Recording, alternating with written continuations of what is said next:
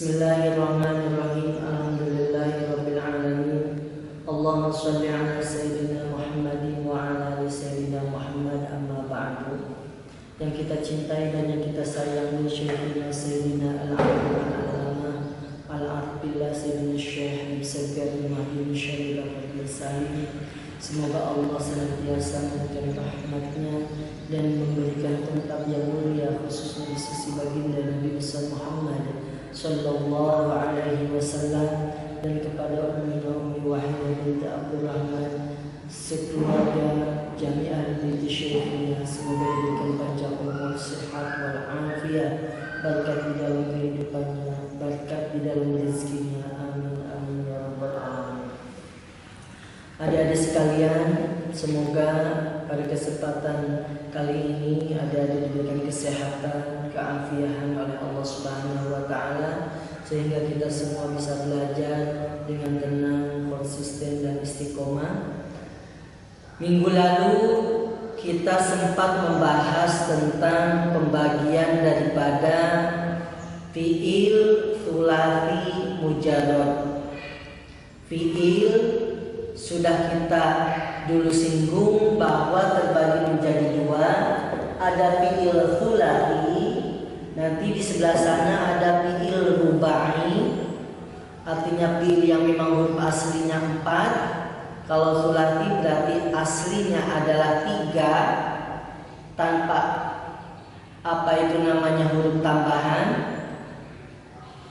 Kali ini kita akan melanjutkan materi yang kemarin bahwa fi'il thulathi mujarrad itu mempunyai 6 bab.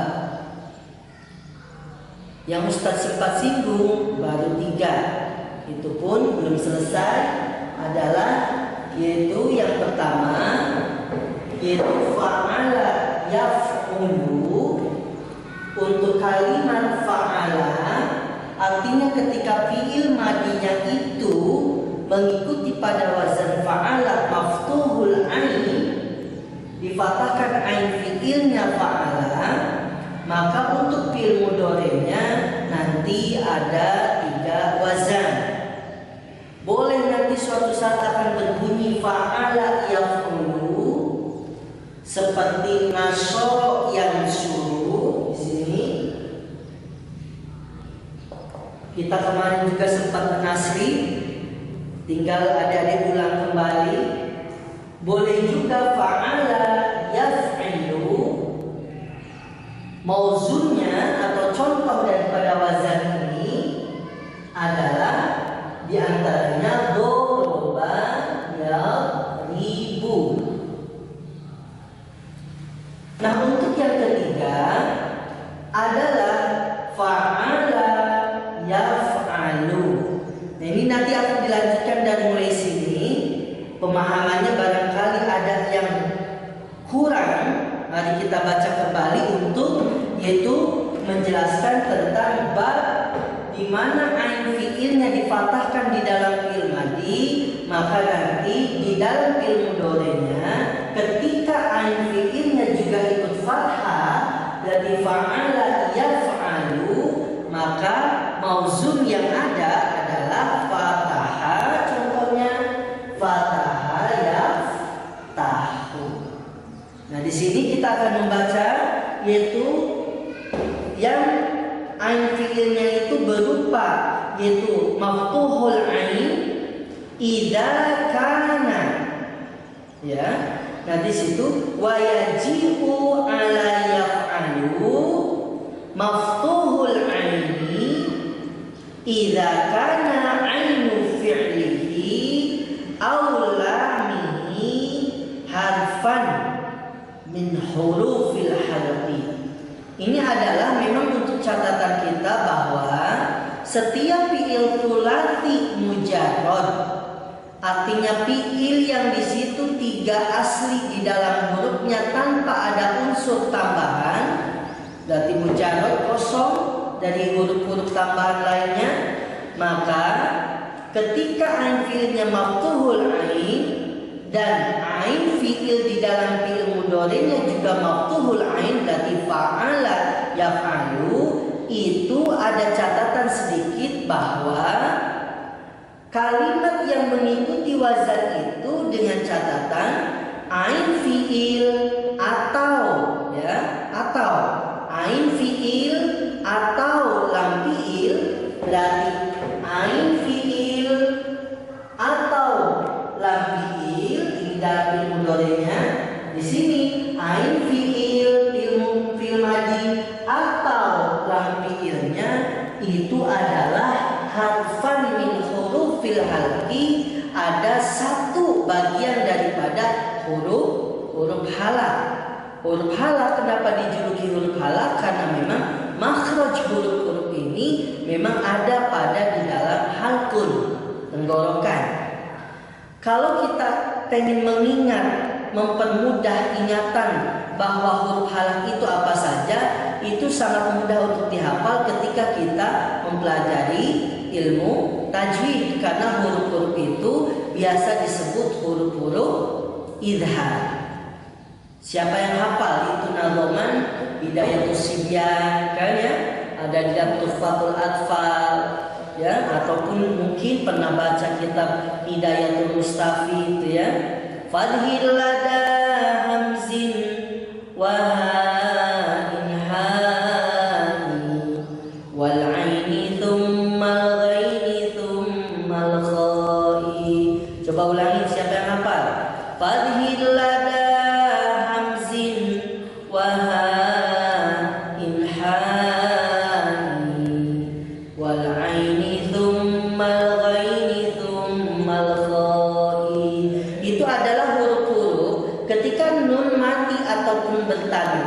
ataupun tanwin ketemu huruf-huruf hamzah, ain, rim, ha, kha, dan apa itu namanya?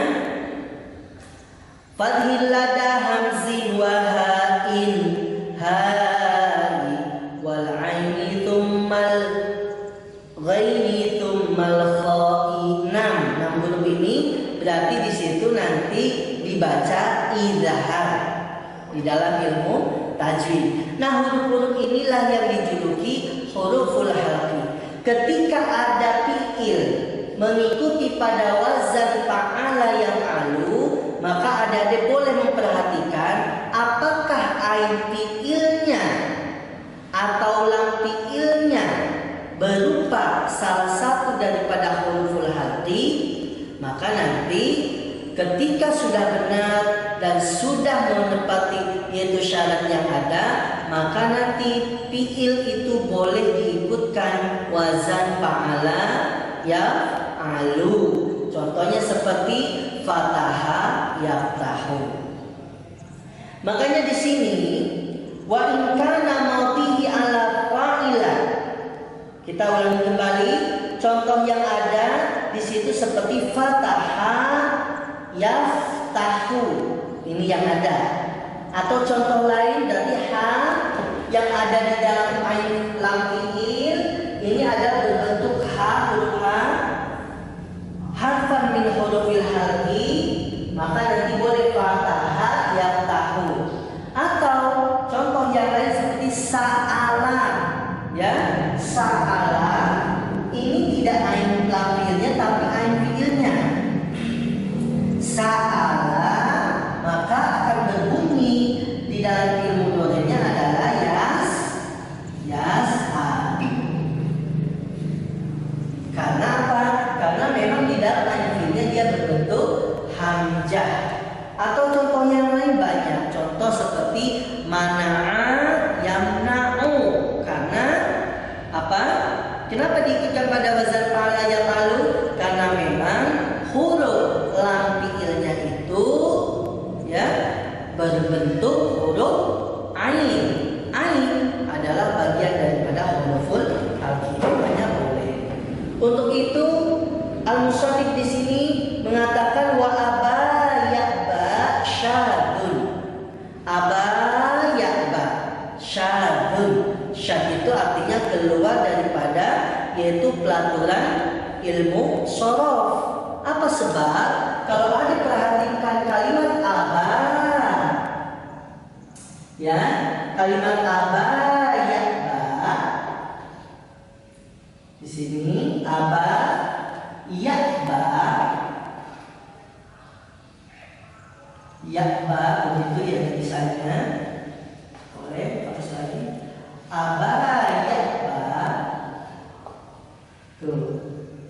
Coba perhatikan, aba asalnya adalah abaya.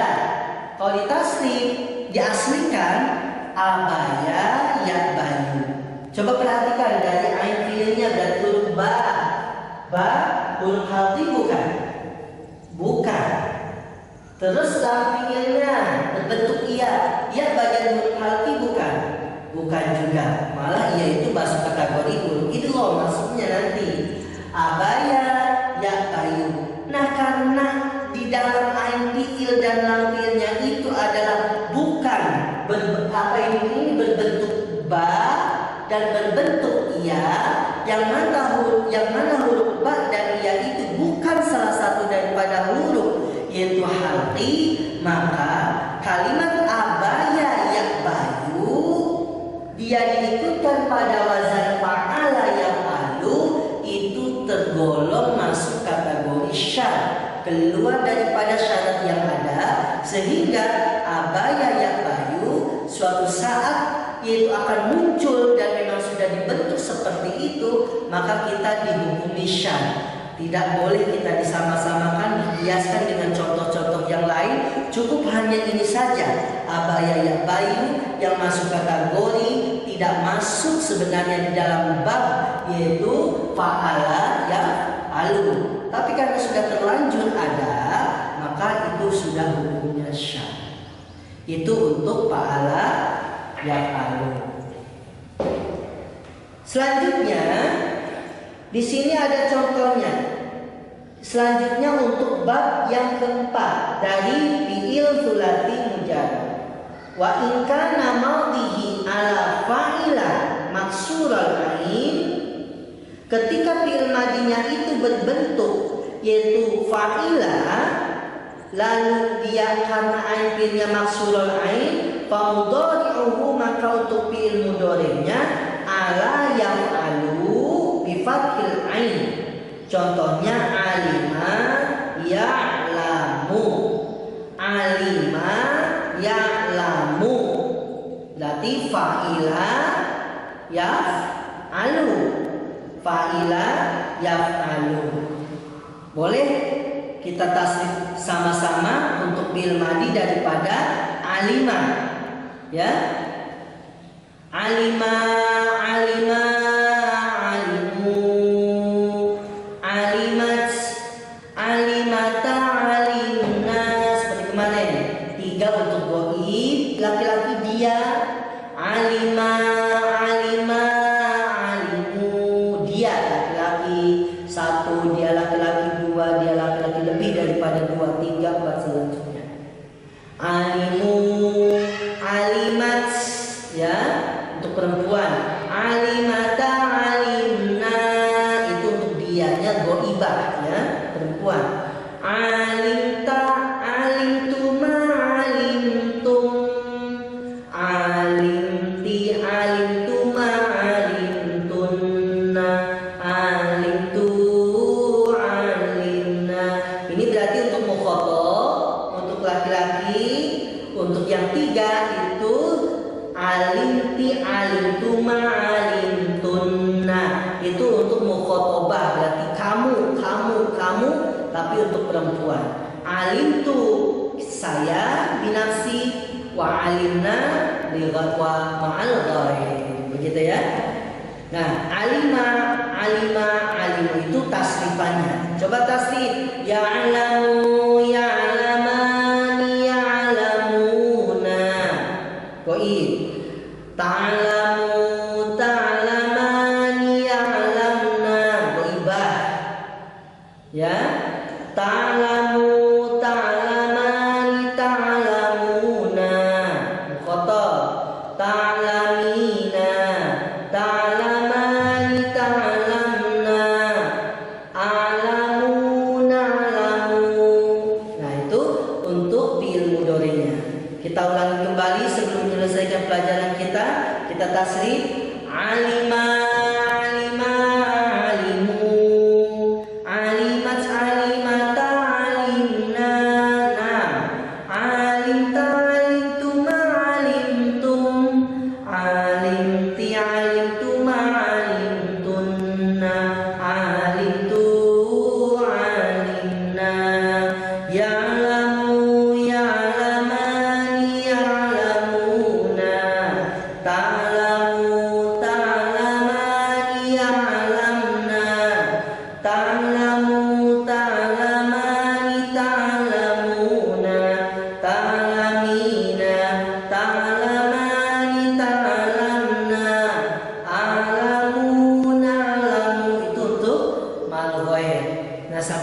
dulu untuk pertemuan kita. Nanti kita lanjutkan kembali untuk wazan yang bab yang kelima dan bab yang keenam untuk pertemuan yang akan datang. Semoga adik-adik kita semua diberikan kesehatan, keafiatan oleh Allah Subhanahu wa taala. Adik-adik pun tetap semangat, jaga kesehatan masing-masing. Untuk itu dari saya, akhirul kalam, wassalamualaikum